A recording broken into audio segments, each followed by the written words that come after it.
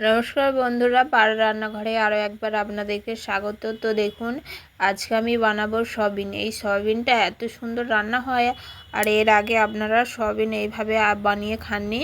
তো আজকে আমি সয়াবিনটা একদম অন্য ধরনের বানাবো, এত সুন্দর হবে যে আপনারা খেয়ে বুঝতেই পারবেন না যেটা সয়াবিন না মাংস।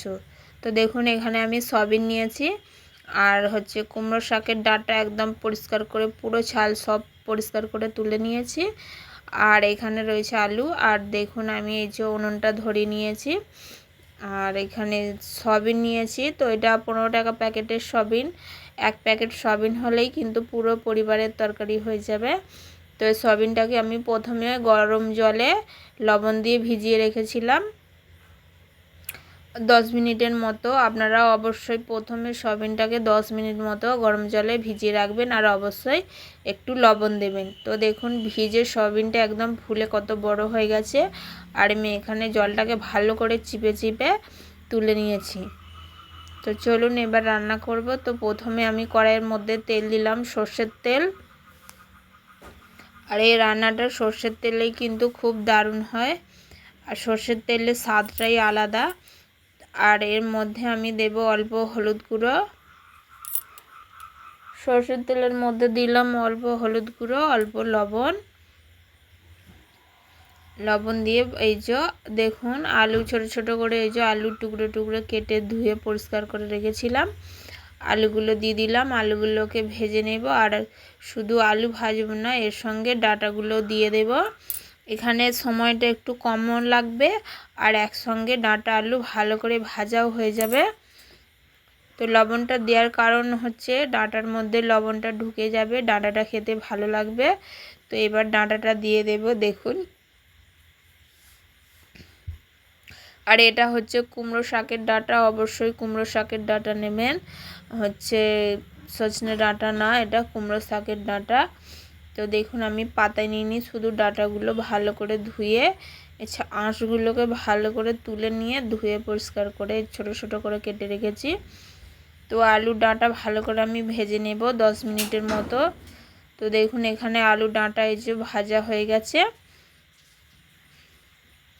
এর থেকে বেশি ডাঁটাগুলো ভাজলে কিন্তু চিবে চিবে বেশি হয়ে যাবে, তাই এরকমই ভাজবো। মিনিট 10 মতো ভাজলেই হয়ে যাবে। ভাজা হয়ে গেছে, তো আমি এখানে তুলে নিচ্ছি। ডাঁটা আলু একটা পাত্রে তুলে নিলাম। আর আলুগুলো যে একদম বেশ লাল লাল করে ভাজতে হবে তার কোনো মানে নেই, হালকা ভাজলেই হবে আলুগুলো।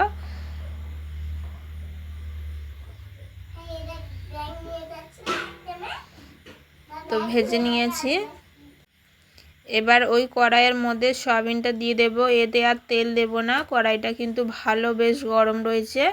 আর এই দেখুন কড়াইটা ভালো গরমের জন্য সয়াবিনটা কিন্তু কড়াইয়ের গায়ে একটুও লেগে যাচ্ছে না। কড়াটা যদি গরম না থাকে তাহলে সয়াবিনটা কিন্তু কড়ার গায়ে চিপকে যাবে। তো দেখুন যেহেতু কড়াটা বেশ ভালো করে গরম রয়েছে, এর গায়ে কিন্তু একটুও লেগে যাচ্ছে না। আর এই দেখুন হালকা হালকা এই যে রং এসছে, এরকম ভাজলেই হবে, বেশি ভাজলে আবার শক্ত হয়ে যাবে। তো এখানে তেল দিলাম না, আপনারা চাইলে তেল দিতে পারেন, কিন্তু আমি তেল দিলাম না। তেল না দিয়েও ভাজলেও কিন্তু খুব টেস্টি হবে। আর এখানে সয়াবিন তুলে নিয়েছি, তো কড়াইয়ের মধ্যে আবারও তেল দিয়ে দিয়েছি, সর্ষের তেল। এবার দেব গোটা জিরে, আর দেব পেঁয়াজ। তো এখানে দুটো পেঁয়াজকে আমি শিলনোড়ায় থেঁতো করে নিয়েছি। পেঁয়াজটা বাটাও না আবার কুচানোও না, পেঁয়াজটা থেঁতো করা রয়েছে দেখুন। আর এই পেঁয়াজ থেঁতো করে রান্না করলে আর একটু স্বাদ হয়। তো দেখুন আমি পেঁয়াজটাকে থেঁতো করে নিয়েছি, আপনারা চাইলে থেঁতো না করে কুচিয়েও নিতে পারেন। তো আমি থেঁতো করে নিলাম। পেঁয়াজটাকে ভেজে নেব মিনিট 2 মতো। দেখুন পেঁয়াজটা আমার ভাজা হয়ে গেছে, খুব কম সময় লাগে ভাজতে। তো এটার মধ্যে এবার দেব আমি আদা রসুন একসঙ্গে বাটা রয়েছে দেখুন। আদা রসুন বাটা বড় চামচের 1 চামচ মতো লাগলো। তো এটাকেও 1-1.5 মিনিট নেড়ে নেব। তো এবার এর মধ্যে আমি দেব কিছু মশলা। প্রথমে দিলাম লঙ্কা গুঁড়ো, এবার দেব হলুদ গুঁড়ো। ঝাল যে যেমন পছন্দ করেন সেই অনুযায়ী লঙ্কা গুঁড়ো দেবেন। এবার দেব হচ্ছে জিরে গুঁড়ো, আর দেব অল্প একটু ধনে গুঁড়ো। তো এখানে আমি সব সানরাইসের গুঁড়ো মশলা ব্যবহার করেছি। এবার দেব অল্প জল। সানরাইসের গুঁড়ো মশলা স্বাদে গন্ধে অতুলনীয়। তো এবার দেখুন মশলাটাকে আরেকটু ভালো করে মিশিয়ে নেব, আর একটু অল্প জল দেব। জল দিয়ে মশলাটাকে ভালো করে তেল ছাড়া পর্যন্ত আমি কষিয়ে নেব। আর এর মধ্যে আমি লবণ দিলাম, স্বাদ মতো লবণ।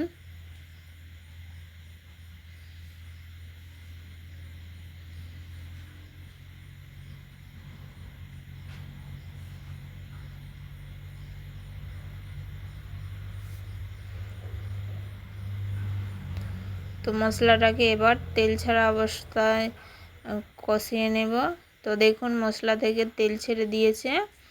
এবার এই মশলাটা হয়ে গেছে। আর এই যে দেখুন কড়াতে কিন্তু একটুও লাগছে না, যেহেতু মশলা থেকে তেল ছেড়ে দিয়েছে সেই জন্য কড়াই আর লাগছে না। দেখুন ভালো করে সহজেই কিন্তু নাড়াচাড়া যাচ্ছে।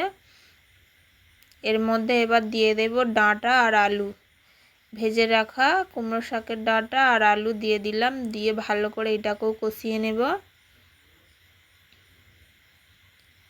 তো আমি এই যেইভাবে রান্না করছি এইভাবে যদি আপনারা বাড়িতে রান্না করেন অবশ্যই আপনাদের সয়াবিন খেতে কিন্তু খুব ভালো লাগবে। আর একবার বানালে আপনারা কিন্তু বারবার বানিয়ে খাবেন। তো এই রান্নাটা খুব সুন্দর, খুব দারুণ হয়। তো দেখুন সজনে ডাঁটা আর আলু ভালো করে আমি এই যে কষিয়ে নিচ্ছি। দেখুন ভালো করে কষানো হয়ে গেছে। এবার সয়াবিনটা দিয়ে দেব। সয়াবিনটা দিয়েও ভালো করে মশলার সাথে কষিয়ে নেব।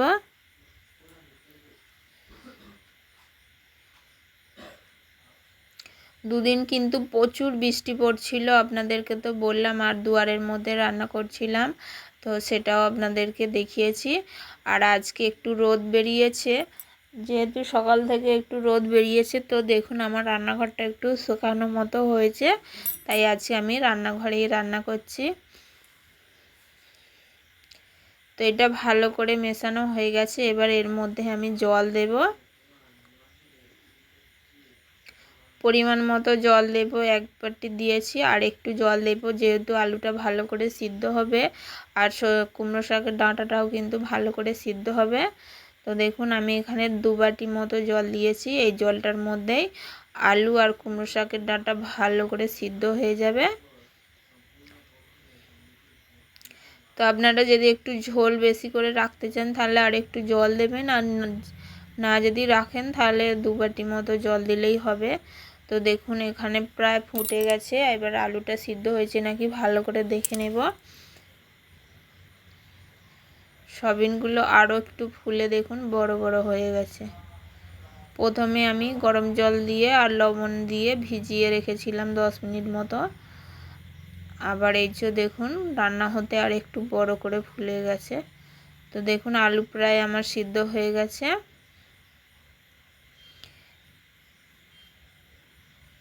এর মধ্যে এবার আমি দেব গরম মশলা। তো দেখুন সানরাইসের গরম মশলা, সানরাইসের গরম মশলা দিলে রান্নার টেস্টটা কিন্তু আলাদা ধরনেরই করে দেয়। তো এখানে আমি সানরাইসের গরম মশলা দিলাম এক ছোটো চামচের 1 চামচ মতো, আর দিয়েই সঙ্গে সঙ্গে কিন্তু আমি চাপা দিয়ে দেব। চাপা দিয়ে 1-2 মিনিট মতো রাখবো, বেশিক্ষণ রাখবো না। তো 1-2 মিনিট মতো রেখেছিলাম। আর এই দেখুন তরকারিটা কত সুন্দর লাগছে। তো আমার এখানে সয়াবিন কুমড়ো শাকের ডাঁটা দিয়ে রান্না হয়ে গেছে। আর রান্নাটা কত সুন্দর দেখতে লাগছে দেখুন, খেতেও কিন্তু খুব দারুণ হবে, খুব স্বাদ হবে। আর আলু ভালো করে সিদ্ধ হয়ে গেছে।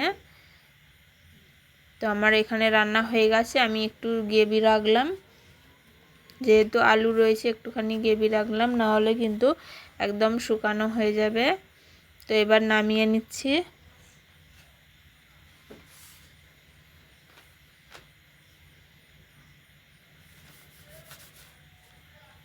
তো নামিয়ে নিলাম, আপনাদেরকে দেখাচ্ছি দেখুন কত সুন্দর রং এসছে আর কত সুন্দর লাগছে। অবশ্যই বন্ধুরা বাড়িতে বানিয়ে খাবেন, আর ভালো লাগলে অবশ্যই একটা লাইক একটা কমেন্ট করবেন। তো আজকের মতো এখানেই রাখলাম, দেখা হবে পরের একটা অন্য রান্নাতে।